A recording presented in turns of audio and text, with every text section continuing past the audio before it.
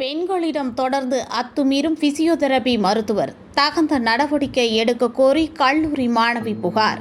விழுப்புரத்தில் பிசியோதெரபி செய்ய வந்த கல்லூரி மாணவிகளிடம் தவறாக நடக்கும் பிசியோதெரபி மருத்துவர் தொடர்ந்து அத்துமீறியதால் குடும்பத்துடன் விளாசி எடுத்த கல்லூரி மாணவியின் குடும்பத்தினர் சிகிச்சை பெற்று வரும் பிசியோதெரபி மருத்துவரை கைது செய்ய எதிர்பார்த்து காத்திருக்கும் விழுப்புரம் நகர போலீசார்.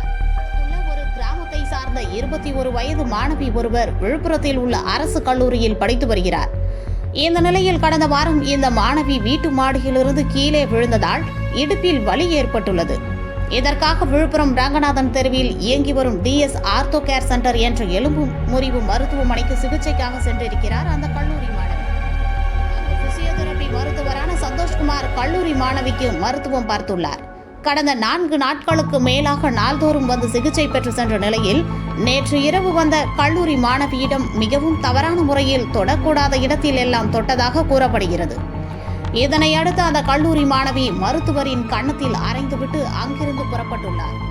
மாணவியின் சித்தி மற்றும் உறவினர்கள் மருத்துவமனைக்கு சென்று அந்த மருத்துவரை அடித்து விழுப்புரம் மேற்கு காவல் நிலையத்தில் கொண்டு சென்றுள்ளனர். மாணவியின் குடும்பத்தினர் தாக்கியதால் காயமடைந்த மருத்துவர் சந்தோஷ்குமாரை காவல்துறையினர் விழுப்புரம் அரசு மருத்துவமனைக்கு சிகிச்சைக்காக அனுப்பி வைத்துள்ளனர்.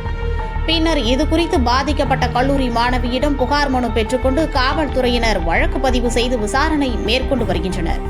கைது செய்யப்பட்டுள்ள மருத்துவர் சந்தோஷ்குமார் மீது பெண்கள் வன்கொடுமை சட்டம் உள்ளிட்ட 2 பிரிவுகளின் கீழ் வழக்கு பதிவு செய்துள்ளதாக விழுப்புரம் மேற்கு காவல் நிலைய அதிகாரிகள் தெரிவித்துள்ளனர்.